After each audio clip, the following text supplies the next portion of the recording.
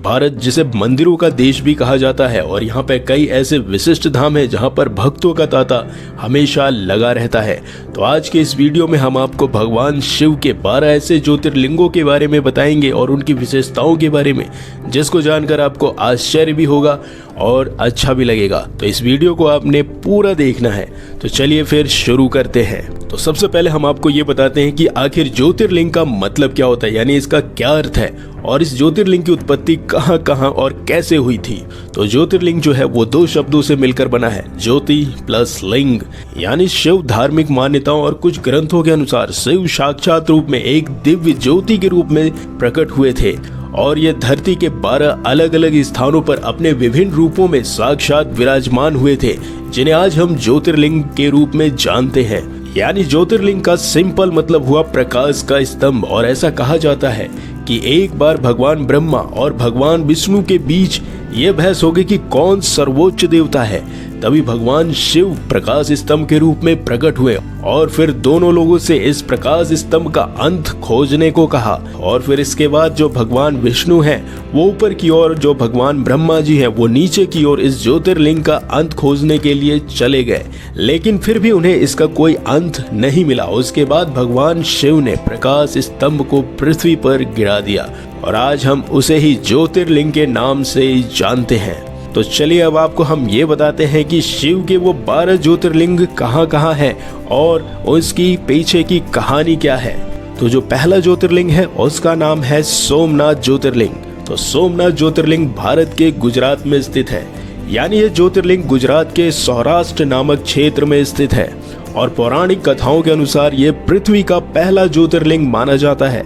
यानी ऐसा माना जाता है कि यहाँ पर देवताओं ने पवित्र कुंड बनाया था जिसे सोमनाथ कुंड कहा जाता है। और ऐसा भी कहा जाता है कि इस कुंड में मात्र स्नान करने से व्यक्ति या किसी भी जीव के सारे पाप नष्ट हो जाते हैं और वह मृत्यु और जन्म के चक्र से मुक्त होकर मोक्ष की प्राप्ति करता है। और तो और दोस्तों, सोमनाथ ज्योतिर्लिंग का उल्लेख ऋग्वेद, शिव पुराण, स्कंद पुराण, श्रीमद् भगवत गीता में भी मिलता है। तो इन सब से हम ये अनुमान लगा सकते हैं कि यह मंदिर कितना पुराना रहा होगा। और ऐसा भी कहा जाता है कि सबसे पहले इस मंदिर को भगवान चंद्रदेव ने बनाया था और पुराणों के अनुसार ऐसा कहा जाता है कि इस मंदिर के सुनहरे भाग यानी जो सोने यानी गोल्ड का काम जो इस मंदिर में हुआ है उसका निर्माण चंद्रदेव ने किया था और चांदी का भाग सूर्य देव ने बनाया था और चंदन के भाग को भगवान श्री कृष्ण ने बनवाया था और पत्थर की संरचना को भीम देव नामक राजा ने बनवाया था। तो ये है इतिहास इस मंदिर के निर्माण का। और कुछ पुराने इतिहासकारों के अनुसार ऐसा कहा जाता है कि यह मंदिर इतना खूबसूरत था कि इस मंदिर पर महमूद गजनबी ने तकरीबन 16 बार आक्रमण किया था। यानी इस मंदिर को 16 बार उसने बहुत ही बुरी तरीके से खंडित कर दिया था, लेकिन फिर भी इस मंदिर को फिर से 16 बार वापस खड़ा भी किया गया। और आज ये मंदिर अपनी सौंदर्यता के लिए और भक्तों पर कृपा करने के लिए जाना जाता है। और पुराणों के अनुसार सोमनाथ मंदिर को भगवान शिव का पहला ज्योतिर्लिंग भी माना जाता है। और अब बात करते हैं दूसरे ज्योतिर्लिंग के बारे में, जिसका नाम है मल्लिकार्जुन ज्योतिर्लिंगम। यानी मल्लिकार्जुन ज्योतिर्लिंगम आंध्र प्रदेश के कृष्णा नदी के तट पर स्थित है और यह ज्योतिर्लिंग श्रीशैल नामक पर्वत पर स्थित है। और कई राजाओं ने मल्लिकार्जुन ज्योतिर्लिंग का रखरखाव करने में अपना महत्वपूर्ण योगदान दिया था, लेकिन इतिहास की किताबों में जो पहला नाम मिलता है वो है सतवाहन साम्राज्य का। और फिर उसके बाद छत्रपति शिवाजी महाराज ने मल्लिकार्जुन ज्योतिर्लिंगम के रखरखाव में अपना पूर्ण योगदान दिया था। और इस ज्योतिर्लिंग में भी काफी ज्यादा भक्तों की भीड़ रहती है और ऐसा माना जाता है कि इस ज्योतिर्लिंग के दर्शन करने मात्र से ही सारे पाप नष्ट हो जाते हैं और भक्तों पर कृपा महादेव की सदैव बनी रहती है। और अब बात करते हैं तीसरे ज्योतिर्लिंग की और वो है महाकालेश्वर ज्योतिर्लिंग। और महाकालेश्वर ज्योतिर्लिंग मध्य प्रदेश के उज्जैन में स्थित है और ये 12 ज्योतिर्लिंगों में एकमात्र ऐसा ज्योतिर्लिंग है जो दक्षिण मुखी है। और यहाँ पर प्रतिदिन 5000 से भी ज्यादा भक्त पूजा करने के लिए आते हैं और त्योहारों में तो ये संख्या और ज्यादा बढ़ जाती है, यानी 20,000 से 30,000 भक्तों का तांता लग जाता है इस मंदिर में। और इस महाकालेश्वर ज्योतिर्लिंग की खासियत ये है कि ये एकमात्र ऐसा दक्षिण मुखी ज्योतिर्लिंग है जो अपने आप प्रकट हुआ था। और महाकालेश्वर ज्योतिर्लिंग में भगवान शिव की पूजा जलती हुई चिता की राख और भस्म से महाशिव की पूजा की जाती है। और अब आपको बताते हैं चौथे ज्योतिर्लिंग के बारे में, जिसका नाम है ओंकारेश्वर ज्योतिर्लिंग। और ये ज्योतिर्लिंग मध्य प्रदेश के खंडवा जिले में शिवपुरी द्वीप में स्थित है। और इस ज्योतिर्लिंग को मंदाता पर्वत के नाम से भी जाना जाता है। और इस ज्योतिर्लिंग के पास में नर्मदा नदी बहती है और ये इंदौर शहर से लगभग 75 किलोमीटर की दूरी पर स्थित है। और ओंकारेश्वर मंदिर का नाम ओंकारेश्वर इसलिए पड़ा क्योंकि ये ज्योतिर्लिंग के चारों ओर पहाड़ है और पहाड़ के चारों ओर जो नदी बहती है वो ओम आकार में बहती है, इसीलिए इसे ओमकारेश्वर ज्योतिर्लिंग भी कहा जाता है, जो दर्शाता है प्रकृति के सौंदर्य को कि किस प्रकार से प्रकृति ने अपने आप को खूबसूरती से लोगों के सामने प्रस्तुत किया है। और अब आपको पांचवें ज्योतिर्लिंग के बारे में बताते हैं, जिसका नाम है केदारनाथ ज्योतिर्लिंग। यानी केदारनाथ ज्योतिर्लिंग उत्तराखंड में स्थित है। और मित्रों, केदारनाथ ज्योतिर्लिंग पूरे विश्व में सबसे अधिक लोकप्रिय ज्योतिर्लिंग है।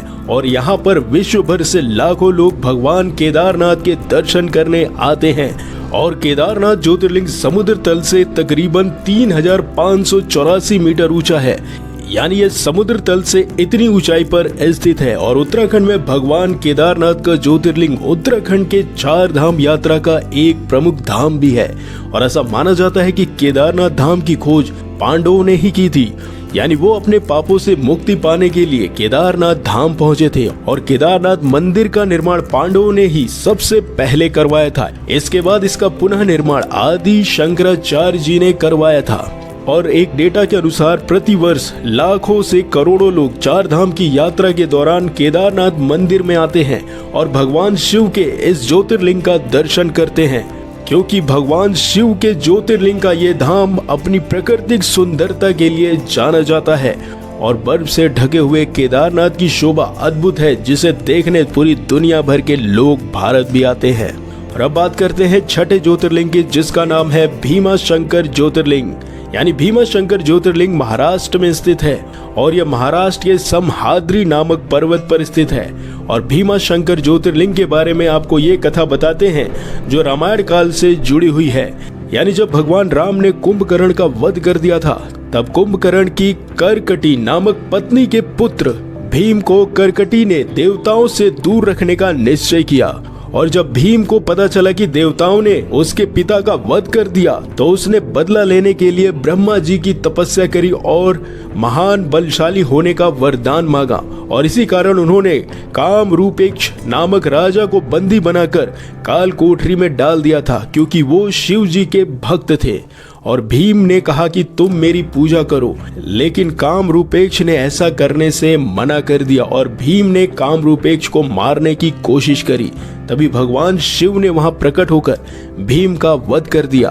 तभी देवताओं ने भगवान शिव से प्रार्थना करी कि वो अपने ज्योतिर्लिंग के रूप में यहाँ पर निवास करे। और तब से ये ज्योतिर्लिंग का नाम भीमा शंकर ज्योतिर्लिंग पड़ गया। और अब बात करते हैं 7वें ज्योतिर्लिंग के बारे में, जिसका नाम है भगवान काशी विश्वनाथ ज्योतिर्लिंग। यानी भगवान विश्वनाथ ज्योतिर्लिंग उत्तर प्रदेश के वाराणसी शहर में स्थित है।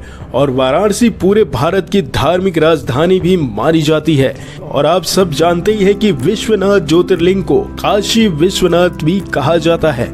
और यह मान्यता है कि जब पृथ्वी बनी तब सूर्य की पहली किरण काशी पर ही गिरी थी। और इस मंदिर को कई बार तोड़ने की कोशिश करी गई। और इस मंदिर को तोड़ने वाला कोई और नहीं, औरंगजेब था। लेकिन वो इस मंदिर को ज्यादा नुकसान तो नहीं पहुंचा पाया। लेकिन जो काशी विश्वनाथ मंदिर के समीप एक मंदिर था, फिर उसको तोड़ने की उसने कोशिश की और वहां पर एक मस्जिद का निर्माण भी करवाया। और वही मस्जिद आज ज्ञानवापी मस्जिद के नाम से जाना जाता है, जो आज के समय में विवादास्पद बना हुआ है। अब बात करते हैं 8वें ज्योतिर्लिंग के बारे में, जिसका नाम है त्रयंबकेश्वर ज्योतिर्लिंग। और इस त्र्यंबकेश्वर ज्योतिर्लिंग को त्र्यंबकेश्वर नाम से इसलिए भी जाना जाता है क्योंकि यहाँ पर 3 छोटे छोटे शिवलिंग हैं, जिन्हें ब्रह्मा, विष्णु और शिव के प्रतीक में माना जाता है। और ये मंदिर महाराष्ट्र के नासिक शहर से दूर गोमती नदी के तट पर बसा हुआ है। और अब बात करते हैं 9वें ज्योतिर्लिंग के बारे में, जिसका नाम है बैद्यनाथ ज्योतिर्लिंग। और बैद्यनाथ ज्योतिर्लिंग झारखंड राज्य के संथाला परागना के पास स्थित है।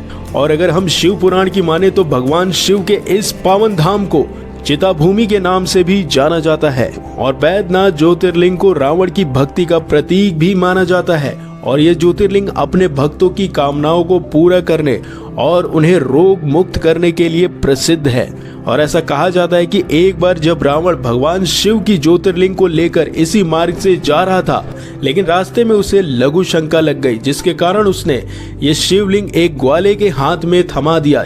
लेकिन जो शिवलिंग का भार था वो काफी ज्यादा था, उसके भार को वो संभाल नहीं सका। फिर उसने क्या किया कि उस शिवलिंग को वहीं जमीन पर रख दिया, जिसके बाद ये शिवलिंग उसी जमीन पर अपने आप स्थापित हो गया। और इसके पीछे की एक कहानी ये भी है कि ऐसा कहा जाता है कि एक बैजू नाम के ग्वाले की गाय रोजाना वहां पर घास चरते हुए अपना दूध भगवान शिव को समर्पित कर देती थी। और फिर उसके बाद ऐसा कहा जाता है कि भगवान शिव उससे प्रसन्न होकर उन्होंने उस ग्वाले को आशीर्वाद दिया कि आज के बाद इस शिवलिंग को उसके नाम पर जाना जाएगा। और तब से भगवान शिव के इस ज्योतिर्लिंग का नाम बैजनाथ पड़ गया, जिसे आज सभी बैद्यनाथ ज्योतिर्लिंग के नाम से जानते हैं। और अब बात करते हैं अगले ज्योतिर्लिंग के बारे में, जिसका नाम है नागेश्वर ज्योतिर्लिंग। और ये गुजरात के द्वारिकापुरी से तकरीबन 17 किलोमीटर दूर स्थित है। और नागेश्वर ज्योतिर्लिंग में भगवान शिव की 80 फुट की ऊंची एक मूर्ति है। और इस मूर्ति के निर्माण के पीछे दारुका नामक स्त्री और उसके पति दारूक की कथा सुनाई जाती है। यानी ऐसा कहा जाता है कि उनकी भक्ति भगवान शिव की प्रति इतनी ज्यादा थी कि उन्होंने भगवान शिव की इतनी घनघोर तपस्या की कि वो उनसे प्रसन्न होकर इसी स्थान पर ज्योतिर्लिंग के रूप में प्रकट हो गए।